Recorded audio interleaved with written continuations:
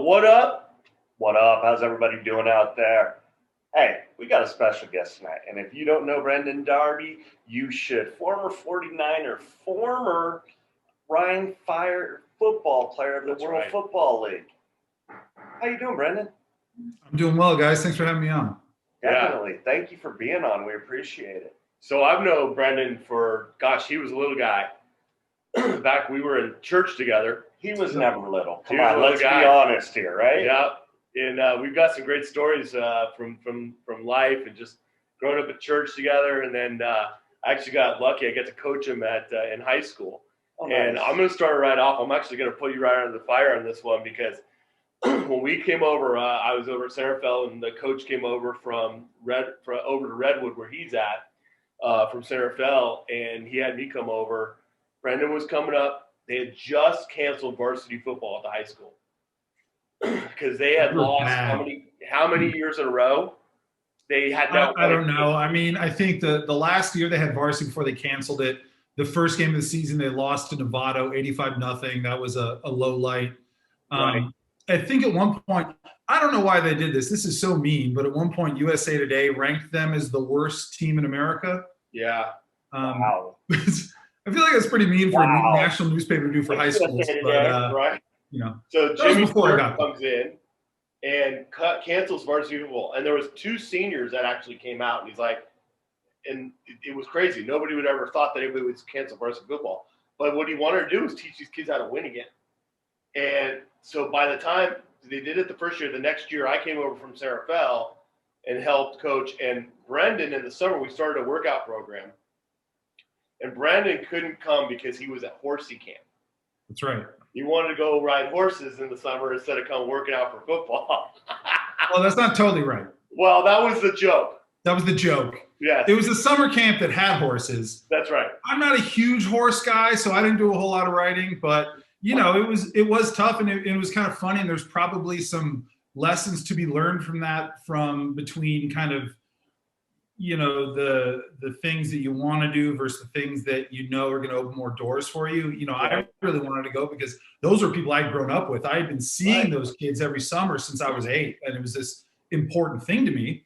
And it was actually a really difficult decision to stop going after that year. I wouldn't give you guys credit for teasing that much about it. I would have arrived at that conclusion on my own, but yeah, I didn't hear the end of the horsey camp jokes for a long time. They were pretty good.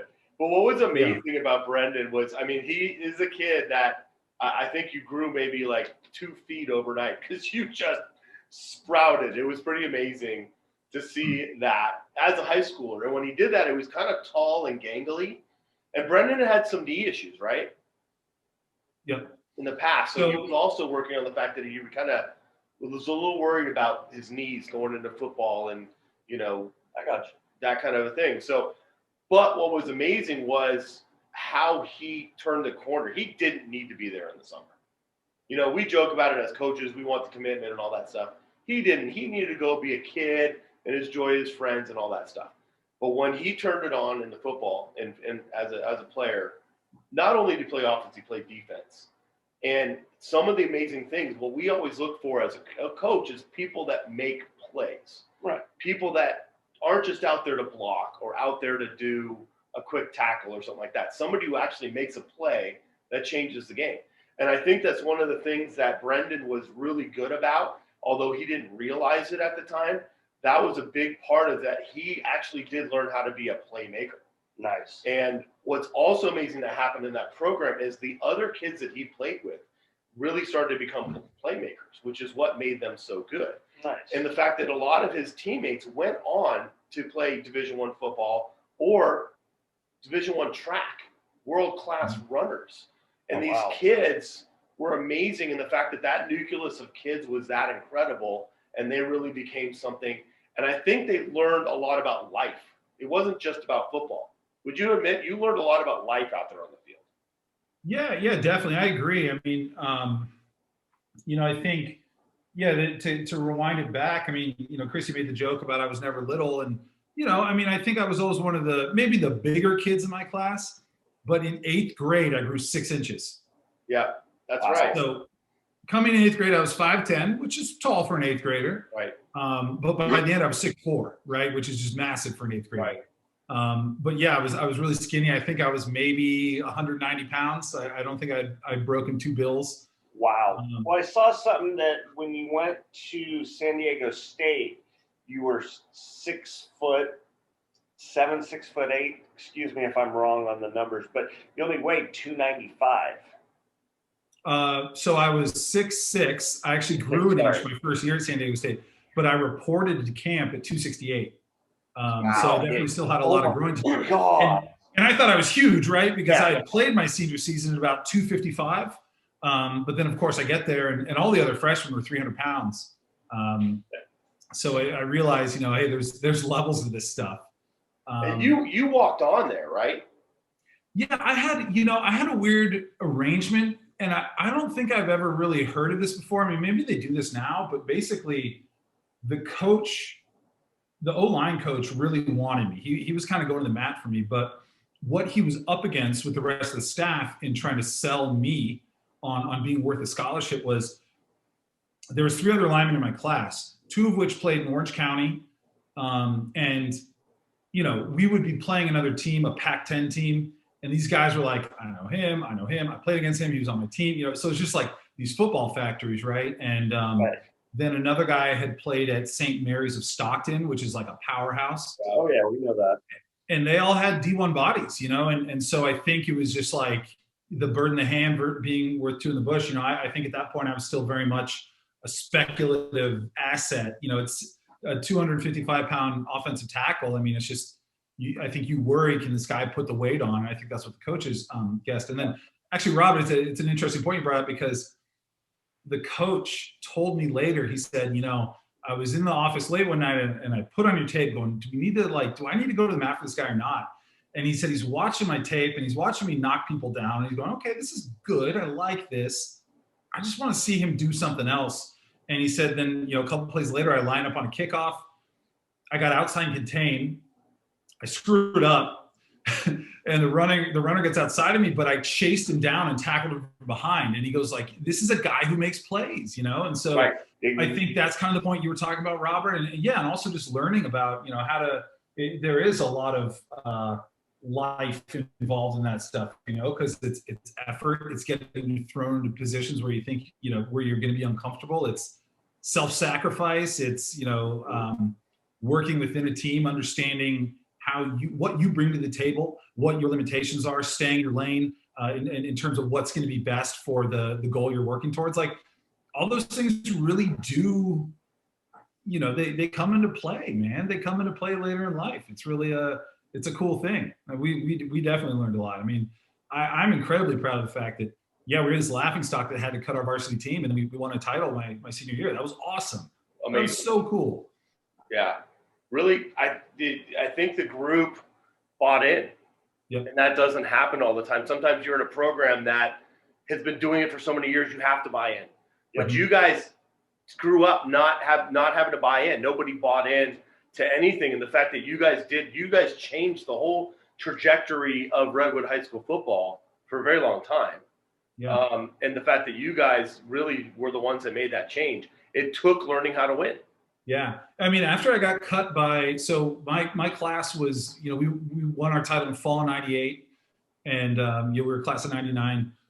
And when I got cut by the Ravens and came back and was just still kind of working out for teams and grinding to get that next contract, Jim Nelson, who unfortunately has passed away, great guy, Marin County coaching legend. He was the head coach at Redwood, and he said, hey, I know you're kind of flying in and out to go to workouts and things like that, but come out, be with the kids. They know who you are. I think it would be a huge value add. And I hadn't even thought about it in the context of what we were talking about, Rob, like changing their trajectory, but it was like these kids knew who we were. Yeah. And there was a feeling around the program that like, this is the team that did it. This is the team that like turned it all around. And so like, I actually kind of had no idea. And at one point I brought out my friend Justin, who was he just came by and he knew Coach Nelson really well.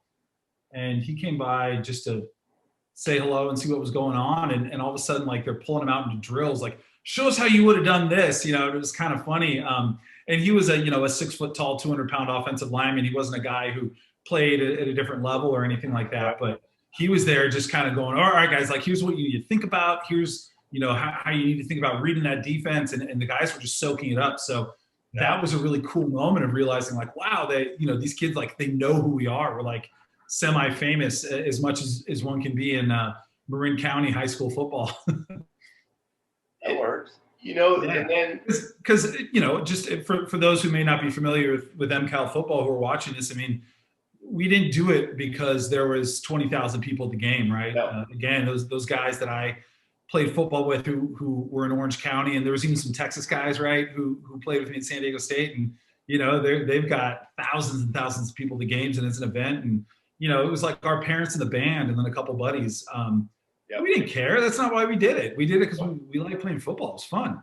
Yeah, very small schools, very small leagues. I mean, we're up here in Sacramento now. Mm-hmm. There's 2,000 kids in a school. Mm-hmm. You were at Redwood, and I think you were probably one of the bigger schools at like 1,300.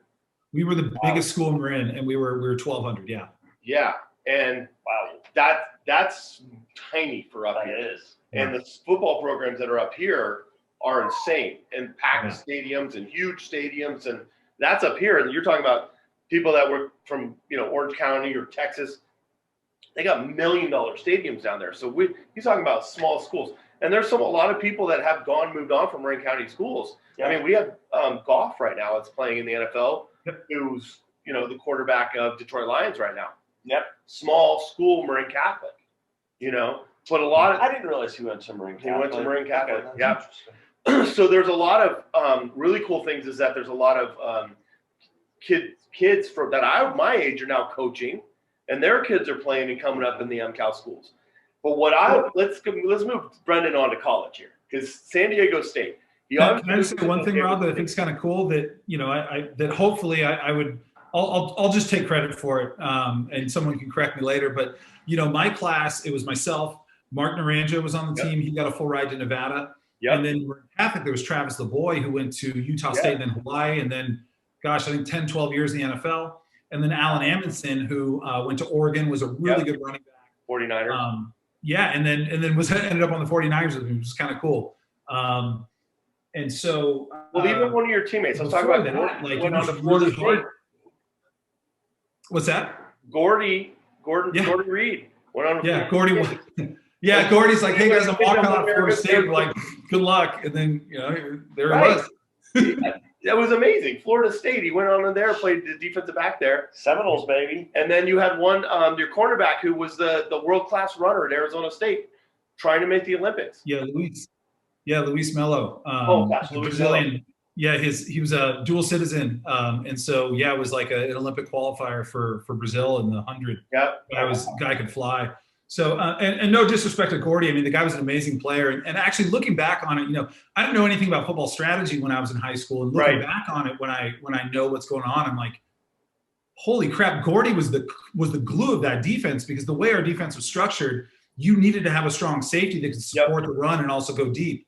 And you saw it later, even like after my class graduated, I was still close to the program because my buddies were still playing, and they didn't have anyone who was very good at strong safety, and it didn't work. So, so no disrespect to Gordy, but it was kind of like Florida State was Florida State, right? And we're like, well, good luck, dude. And he managed to do it. He played a lot. He played a lot on special teams for them. So, and now, I think what we're seeing is there's an O-lineman from Redwood who's at Cal.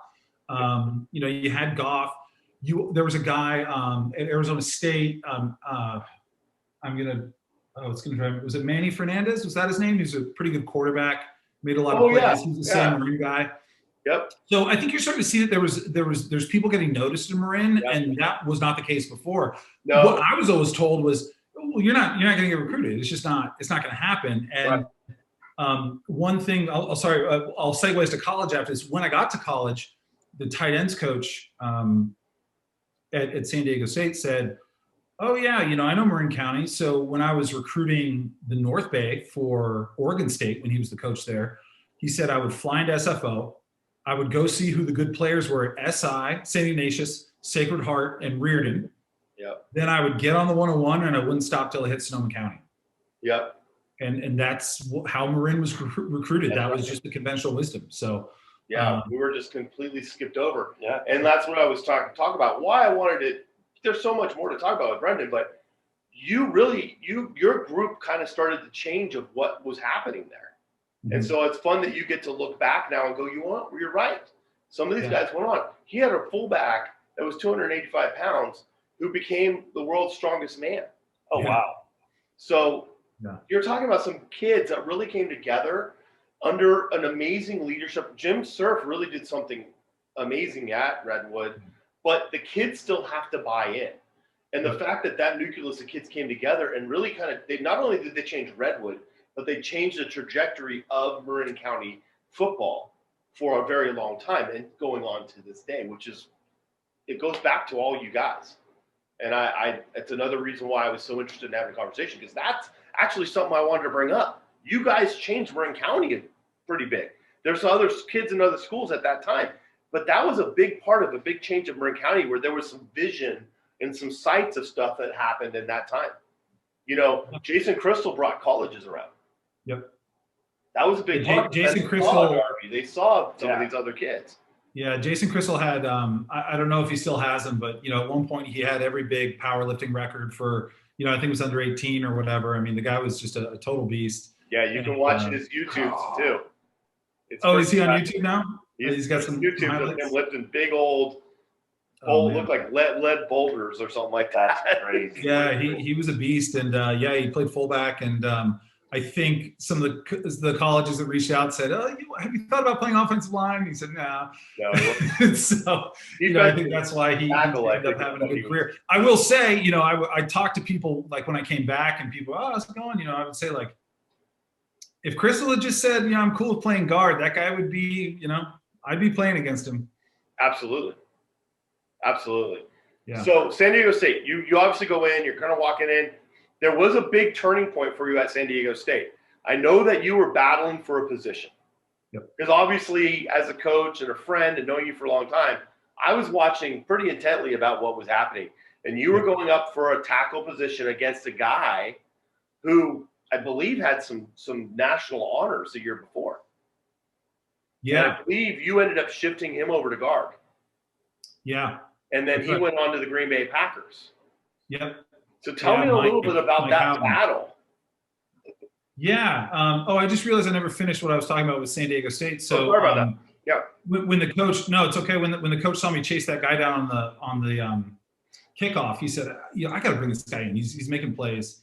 And what he did was actually pulled a scholarship from the next year. So I had, like, in writing that I was going to get a scholarship in the fall of 2000 because I graduated spring of 99, came in fall of 99. So basically just had to pay for San Diego State for 1 year. And then I already had my scholarship in hand, which was kind of cool.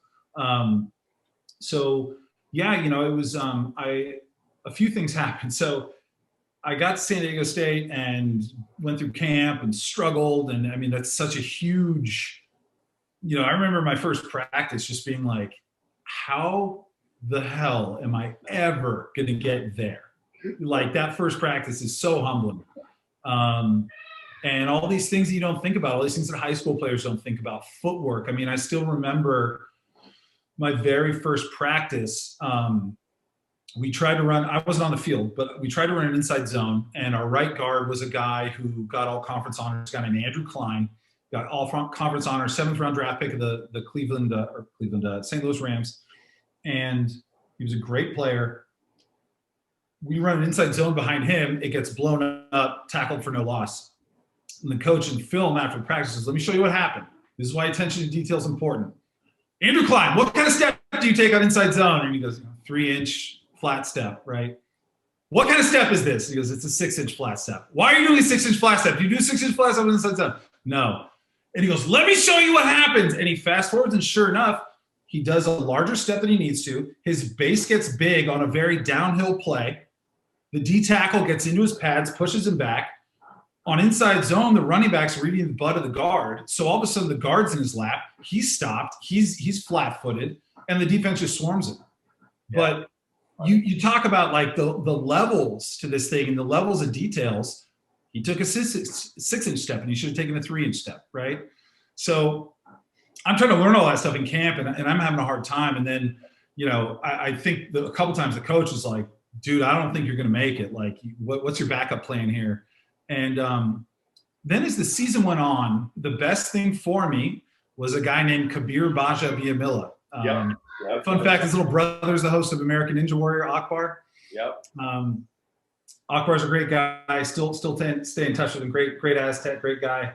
But Kabir was the fun fact about Kabir is he is not Reggie White is not the all-time Packers sacks leader. It's Kabir Baja Biamila. He was just a very long, rangy, thin pass rusher who had this incredible flexibility. So he was super quick. He had these long arms he'd get on you, and he was so flexible, he would like limbo underneath your arm while still going full speed. I mean, some of the stuff he did, it was just like, I don't know how he did it. But I had to go against that guy every day. I went against that guy in practice every single day. And I got better. It's probably more accurate to say I got my butt kicked less and less. Yeah. But it was just like, on scout team, it's like I'm taking 15, 20, 30, 35 live reps against this guy every single day. And I improved a lot. And I think I improved up to, a basic level of competence, right? Right. Went through spring conditioning, just really took it seriously and tried to lift as hard as I could, bulked up a bit. I think I went into my first spring at about 285. So it was like, probably a little light for a tackle, but, could get by. And what ended up happening was everybody got hurt that spring. It was just so many injuries. And so there's 15 spring practices. And there was like, by the end of spring practice, there was like 6 of us who had dressed for every single one. And what that meant was there's also 3 big scrimmages every spring. And I played every snap of all 3 of those scrimmages against the first team defense. And by that time, I'd gotten bigger, gotten stronger, worked on my technique, and just mental game, just gotten a lot more confident and played pretty well in the spring. And so all of a sudden, going into my second camp, I redshirted that year, of course. Going into my second year of camp, my first year of actually playing, I was right in the mix. And there was Mike Houghton, who was like a highly touted player. And then there was a guy named Chester Pitts, who played many years in the NFL. Yeah. He was the really interesting story. There was like a Super Bowl commercial about him. He was literally working the Ralph's grocery store down on the end of Montezuma Boulevard. And Kyle Turley, who's like a famous San Diego State alum, was like, dude, what are you doing? Like, come out and try out for the team. Guy had never played football. He went to like a math and science academy in LA, and then played in the NFL for like 10 years. It was a really cool story. So I had this really stacked lineup, but just, I think it's a good example of like a good learning lesson of you take the opportunities that come your way. And those guys got hurt, so I got a lot of reps. And then coming to camp, I was in the mix, and I think they realized that, Houghton could play guard and center. So, they had the confidence to move him to guard and move me to third tackle because we did strong and weak. So they had me playing both sides. Yeah. And I was basically third tackle. And so I was in a really good position coming the first year. And my goal coming to San Diego State was just improve, learn, get better. Junior year is when I'll really have my chance to break into the starting lineup and shine.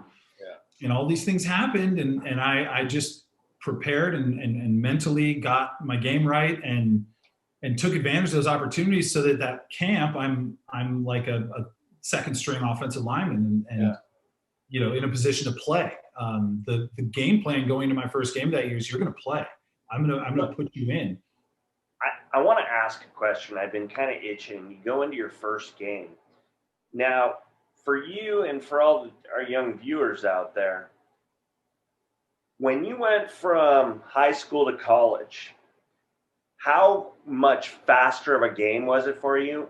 And second part of that is, how long did it take for you to mentally slow that game down for you? Yeah, that's a great question. So I think I'd go back to, that first day of camp, just going like, this is like, I don't even recognize this game. It's so fast. I do think that probably halfway through the season of taking those reps against a guy like Kabir every day, it started to be like, okay, I can actually do this. I can at least move my feet in the right way to get in front of him. He's going to put some crazy move on me, and I might not get him, but I know that if I watch that film, my feet were in the right place. I got out of my stance. I had my assignment. My hands were in the right place. So those things just kind of come up over time.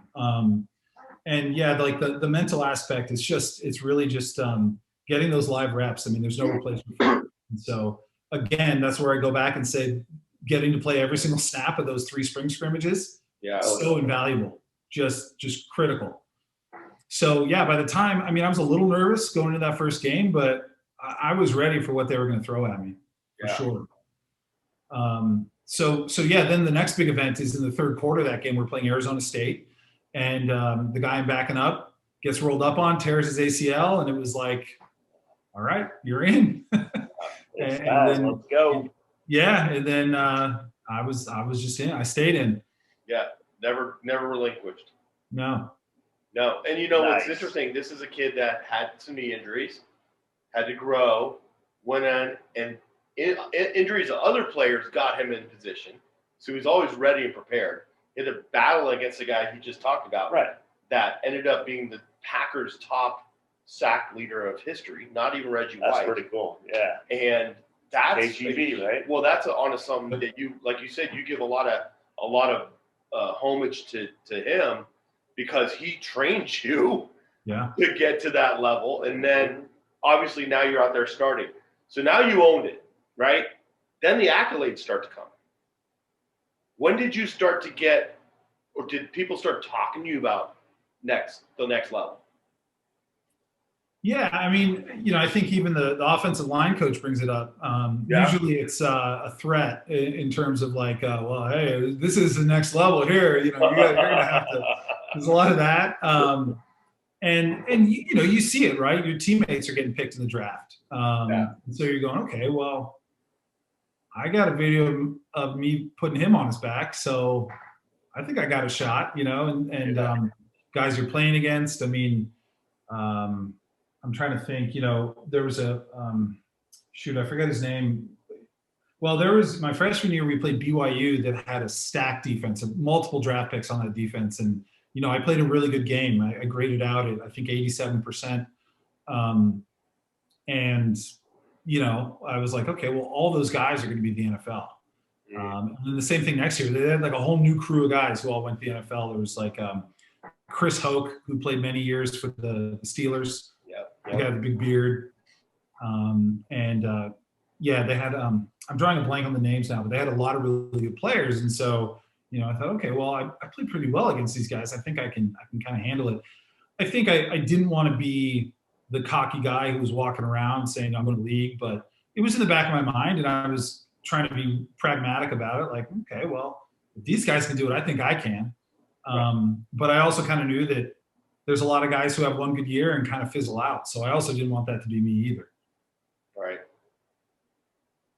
So the thing is, he ends up with the Ravens. Right, draft happens. You didn't get drafted. You were undrafted free agent. Tell us the experience. Is that like the rude awakening again? Like coming in as a freshman, as college, the next level of the NFL? Is it a similar feel? Yes and no. I think I was actually surprised at, it is actually a thinner line between college and NFL than NFL to college, or high school to college, in my opinion.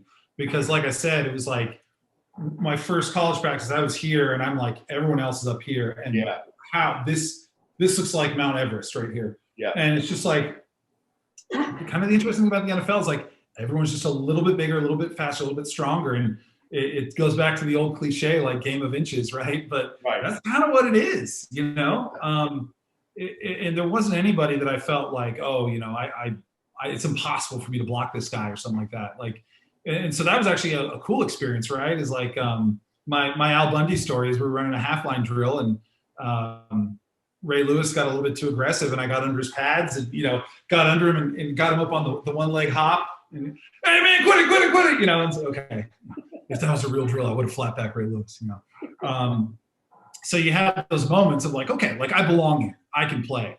Yeah. But, it is so tough from the number side where, you have 53, you dress 48, and the tough thing is, I played tackle my whole career, and they just don't have a lot of room for guys who can't play 4, if not 5 positions on the line. And so, I felt like I belonged there, but I wasn't so good as to be indispensable. And that's really the key, right? You have to be so good, they just can't get rid of you. Yeah. So you ended up in Europe. Yep. That's a whole different experience, right? Like you spent 2 years over there? No, just 1 season. So and you were tagged to the 49ers when you went over there. Mm-hmm. So there's actually kind of an interesting thing. We'll first talk about playing in Europe, and then we'll talk about how the fact that being tagged by the 49ers allowed you to go through an entire camp with the 49ers. Yeah. So the way the timeline was, right after the season, I signed a futures contract with the Niners. Yep. And then they, my agent was in touch with me the whole time and basically said, they're going to sign you to a futures contract and they're going to allocate you to NFL Europe. And so for those of you who remember NFL Europe, you would usually see like an NFL logo patch on the jersey. And so that meant you had been allocated by that team. The team got credit for extra camp bodies for allocating people. And then you were protected all through camp. So what you got out of it was you weren't going to get cut early. What they got out of it was extra camp bodies. So so I went over there, and it was a crazy experience. It was like kind of like being in college again, because it's a bunch of guys living in a hotel, so it's just like a nicer dorm.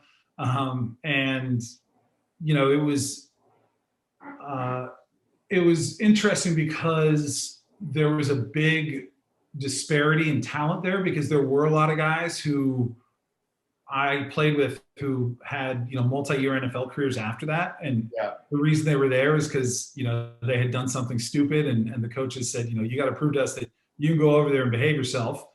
Then there were other guys who were kind of just on the bubble like me. And then you had, there was a mandatory non-American player quota. And so some of these guys, and then some of those guys could play, and some of those guys were just like, they were a liability on the field. Oh, no.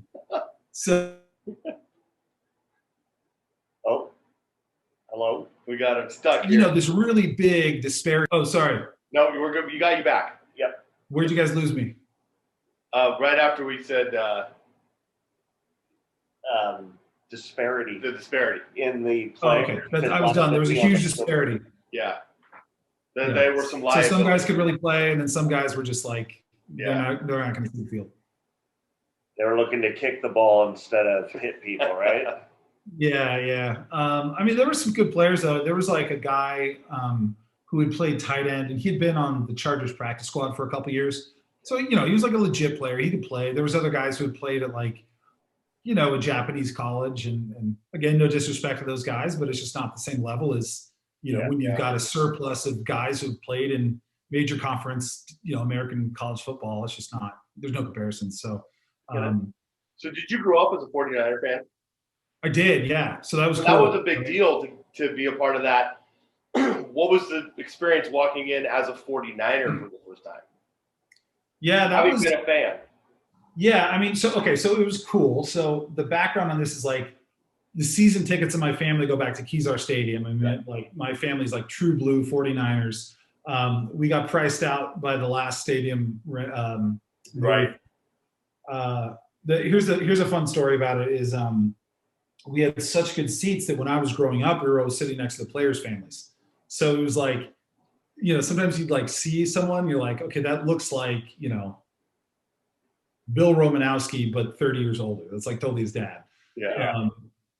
So that was fun. I remember sitting behind Ken Norton Sr. one time. He had this like gold boxing glove chain that was like the biggest like piece I've ever seen. So they had these amazing seats, right? And we had gone from Kezar to Candlestick, obviously well before I was born, without much fuss.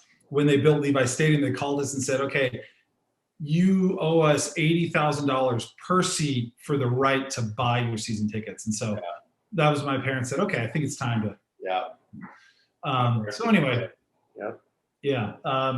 So we had these like great tickets. And in fact, when I was playing, I remember turning around and I could see my parents because the seats were 8 rows back, right around the 50-yard line.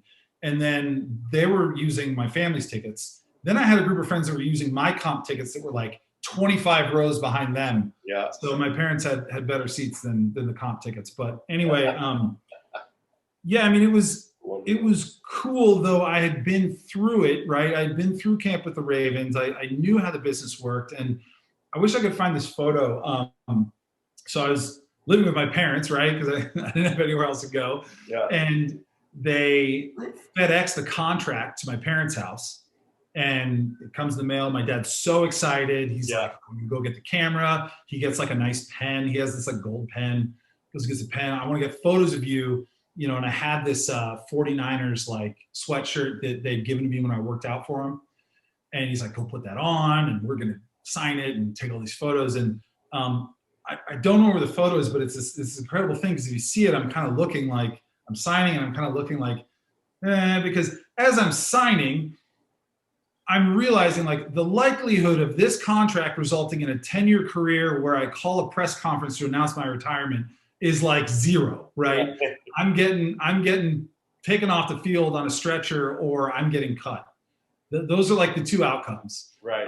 And maybe I don't get cut for 3-4 years. Maybe I figure out a way to hang out 5-6 years, but I was getting cut. Like I knew that was my way out. I didn't have any notions that I was going to, you know, suddenly become an all-pro overnight. So I kind of had a little more of a reality check going into that. Now that said, I mean, I showed up, you know, they got the 5 trophies in a glass case in the lobby, and you're just like, holy shit, this is, sorry. I don't know if I can swear. You know, you're like, this is awesome. And, you know, even some of the guys that had been there a while, you know, like Brian Young, you know, and I'm thinking like, Brian Young was my guy when I was in like 7th grade, and here I am playing with him. You know, that was kind of just a cool thing. So you definitely have those moments, and then you kind of temper it with the, you know, the cold reality that's coming. You're watching your buddies around you, you know, you're getting dressed, you know, oh, where's so-and-so? Oh, he's not here anymore. You know, they're getting disappeared, you know, before practice and stuff like that. Because the way they do it, it's cold, man. They'll come pull guys out of meetings. They'll, you know, after practice, they'll come tap guys in the weight room, go see coach, bring your playbook. So it's cold-blooded, man. And so you watch that happen, and you're kind of like, all right, well, I'm not starting, so I certainly don't have a spot locked up. You know, I'm in the mix because I'm competing with these guys who are probably going to end up on the practice squad, but you know, there's no guarantees. So, you know, you just have to, I don't know, I guess live in the moment and take the good as it comes, and understand what the long-term realities can be. I will say I have a very specific memory of my first game on the Niners, and we're lined up in the tunnel under the big inflatable helmet that, you know, I've seen a million times. And all of a sudden I just start elbowing people, getting to the front, because I'm thinking like, all right, I don't know how long this is going to last, but I waited my whole life to do this. Right. Elbow me all the way to the front. And go, what are you doing, man? You know, and I just elbowed my way all the way to the front, and fireworks went off and smoke went, and I just sprinted out of there because I was like, I'm going to be the first one out of this thing. Yes. I wanted to at least have that moment. I like it. It's nice. Oh my God, that's so good. Now, let me jump, because there's something that happened that season that I want to bring up.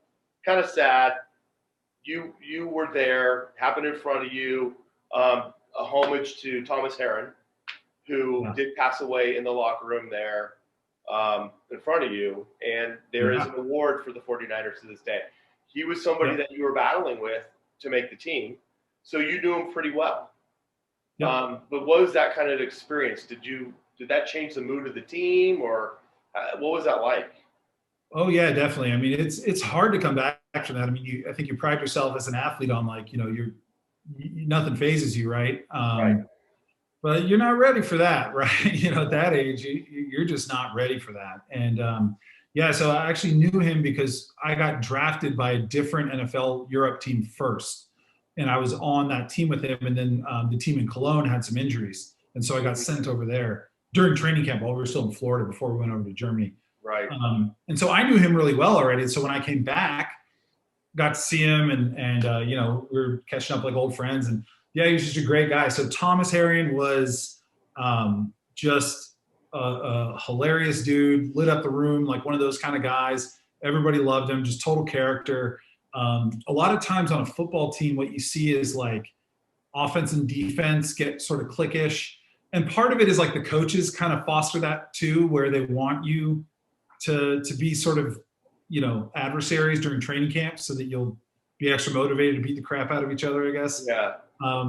And he was one guy who's like, he'd be in the weight room chopping it up with the D linemen and the linebackers and saying what's up. And just one of those guys everybody liked. So, yeah, it was crazy. I mean, I was literally just right next to him and he keeled over and, I thought like he'd cramped up or something. And and then all of a sudden it was kind of like, oh, there's something else wrong here. So, yeah, I mean, that's a heavy thing to deal with when you're, it was like 20, 22, 23.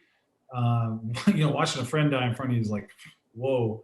Yeah. This is this is not what I thought was going to happen, and kind of gives you that dose of reality. And it's tough. I don't know how Coach Nolan thought the best way to deal with it. I think we got the next day off. I don't think we did anything, but then I think he said, we need to get back to work, which is an understandable perspective for him.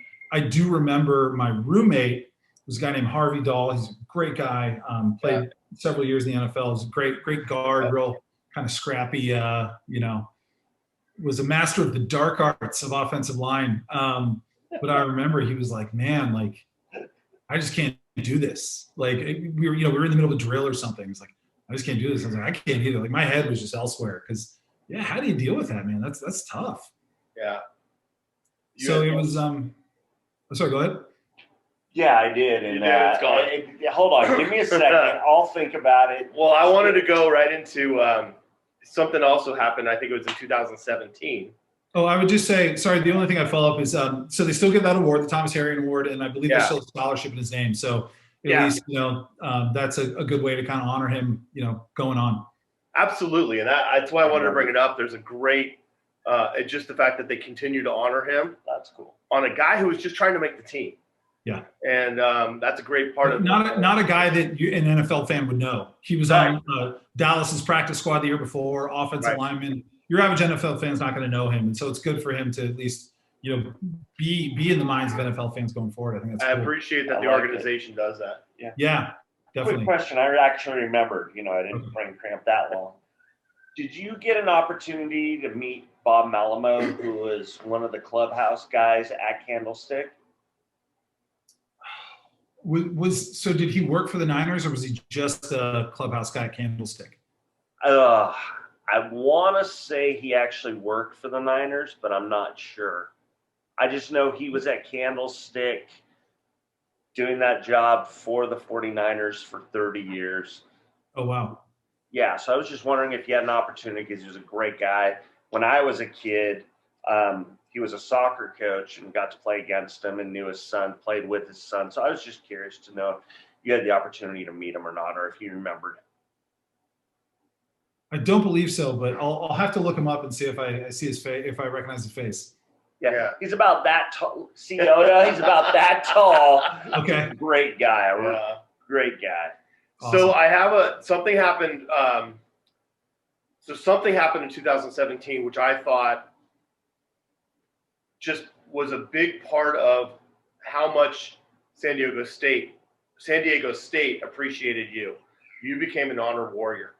Oh yeah. That was cool. Look at the smile on that face. And the reason why awesome. That's a big deal is not everybody gets to be an honor warrior. And it's somebody who's done something really amazing with the San Diego State football program that they honor warrior. You take the team out on the field, right? Yep.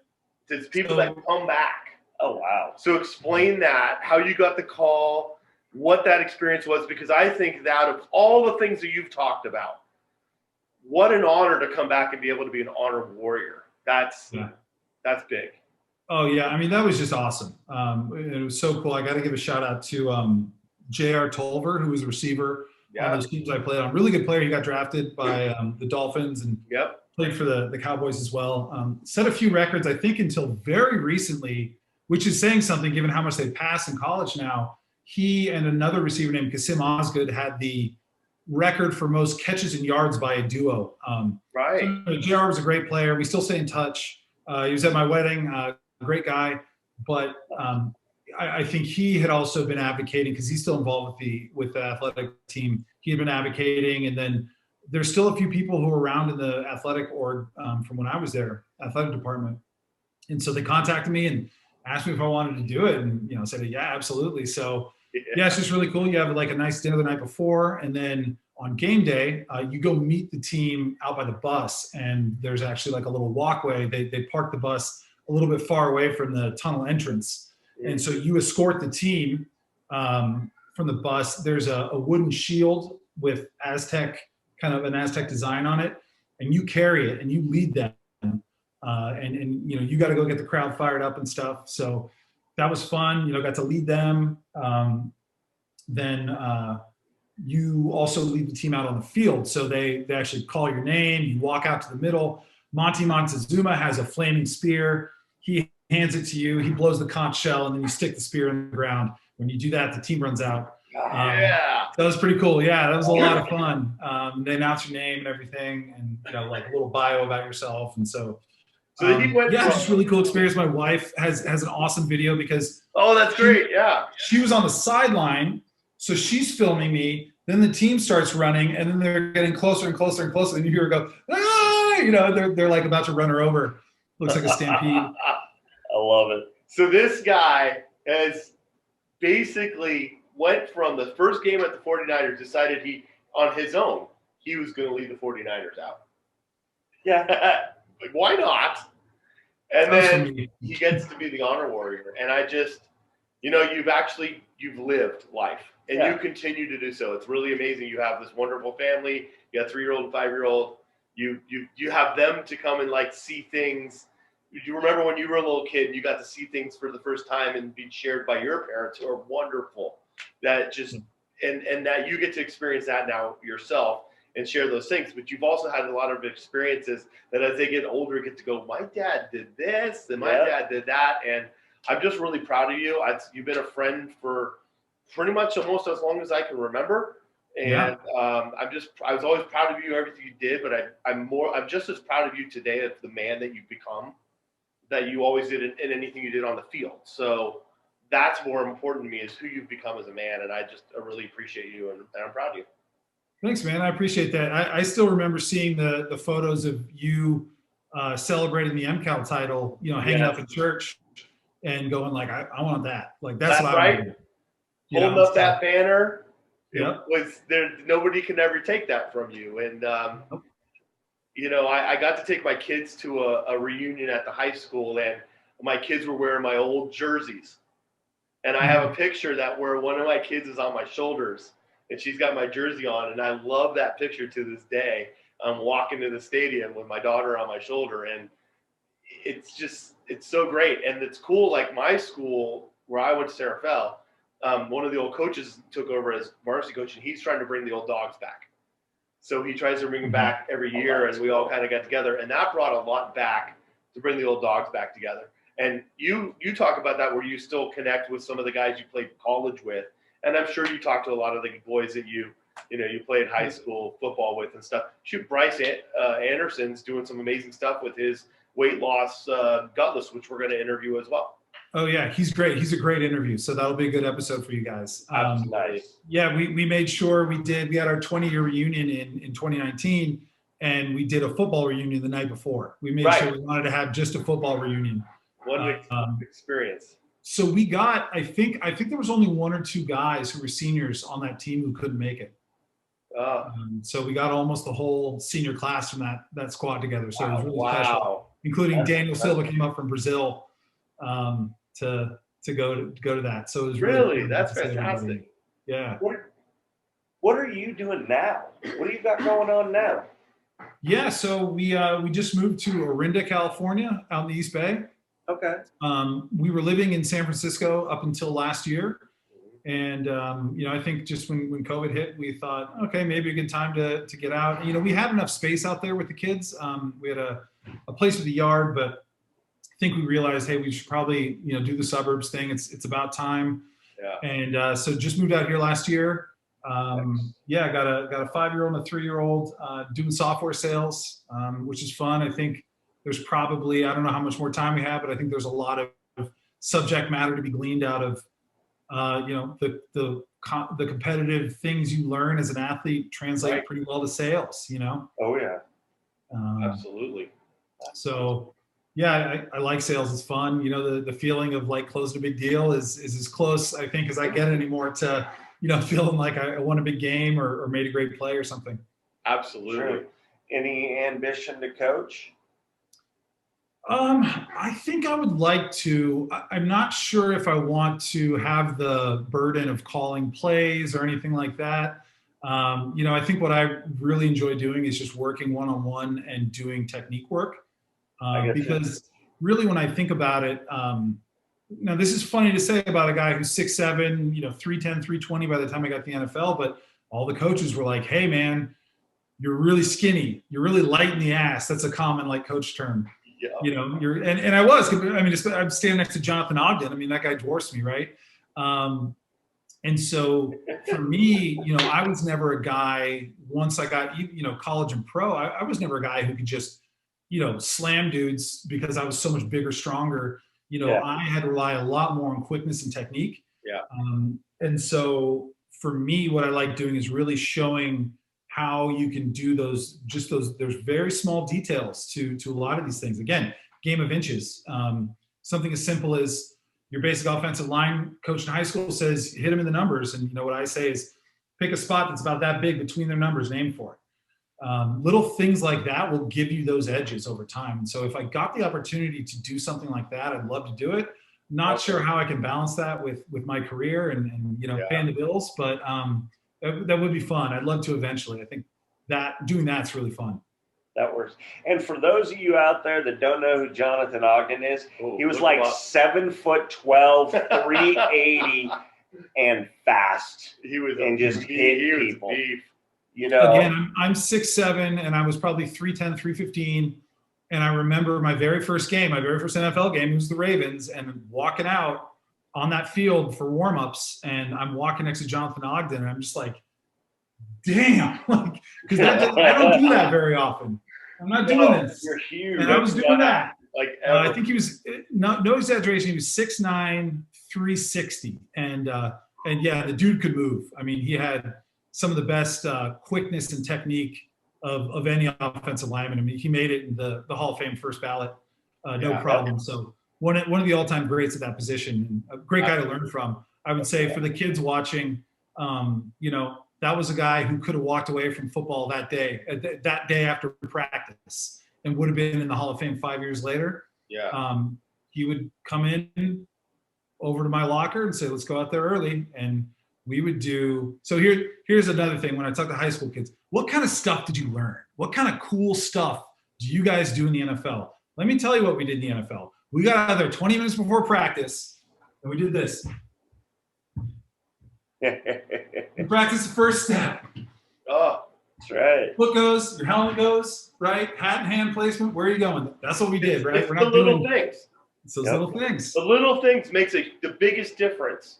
And we're not just talking about football. No. He coaches softball. He teaches softball. And that you're step, speaking to a lot of if kids. it's a false step, and you understand this, if you have that first step as a false step, you're behind. You're done. You've already lost, or you're losing. If you're really good, you might be able to make it up. But most of the time, like you've started by losing. You've stumbled out of the blocks. And so it's all those things, and you need to be able to do that without thinking about it, because guess what? You're in a stance. You've got to play in your head. There's people screaming. You're tired. You're sweaty. The guy in front of you is telling you about all the ungodly acts he's going to do to you. And then the quarterback calls the play, and the defensive line stems. Okay. Yeah. If you have to thoughtfully process all of that information, you are dead. You need to be on autopilot with what your feet, what your hands, where your helmet's going to be. All those things. Yeah. So that's why you have to do that stuff. Yeah. Yeah. Totally see it. This is a brilliant interview, huh? It is. Yeah. I mean, talking to you has been great, because being the sports guy that I am and the sports guy that Rob is, there's a lot of key little points here that you've brought up that I've picked up on. Just talking through things, and for young athletes, when we get a chance for them to see this, they'll pick up the do's, the don'ts, the what actually has to be done in the future. Yeah. And a lot of young ball players, football players, baseball, softball, so on and so forth, they don't understand what it takes, how it takes. And when you sat there and said, yeah, you know what I did? I did first steps. That's it. I had to get that first step. I was like, thank you so much for saying that, because that's just, these young kids don't truly understand what that means now or what it's about. Yeah. Yeah. I'm sorry for going long, but when I started my current job, one of the senior guys came over to me and he said, "Hey, I heard you play ball." And I said, "Yeah, can I show you my son? I think he's pretty good." And he played at some high school in Atlanta. And I'm like, "Oh God, is this gonna be bad? I'm gonna have to be like, oh yeah, he's really good." But the first play, he's like, he plays tight end. So I'm like, okay, great. We're gonna watch this guy running routes, not get the ball thrown to him. First play, it's like a strong side stretch. He freaking takes this tackle to this end to the sideline and pancakes him. And the kid and his buddy, the running back, runs for a touchdown. Yeah. And I'm like, that's awesome. Yeah, right. And I go, his first 2 steps. And another, like the head of sales heard that. And he started cracking up. And I think he maybe thought that I was like trying to insult him by being like, well, the first 2 steps were good. And implying the rest wasn't. But I was like, no. He nailed his first 2 steps. Everything he did after that was kind of like, it doesn't matter. Like he took 2 great first steps. His hand and hand placement were good. And the rest kind of took care of itself, right? After that, you just run your feet. So it actually became this like mantra in sales, like work on your first 2 steps. It's like the same thing, right? Like do these basic fundamental things right. And that has cascading effects through the rest of the sales cycle. Yeah, so true. All those like lessons you take with you. I hear a sales book coming out of you soon. Oh, yeah. All right. Can't wait to read it. First 2 steps. First 2 steps. I like it. I love you, brother. I just keep going. I hope to catch up with you again, see those kids as they grow up, and just keep being you, man. You rock, and I love you. It's been a long time, and thank you for coming on my show. Yeah, thanks, guys. Really appreciate it. It was fun. Absolutely. Definitely had a great time. Thank you. All right. Have a good one, buddy. Talk to you. Take it easy. What up?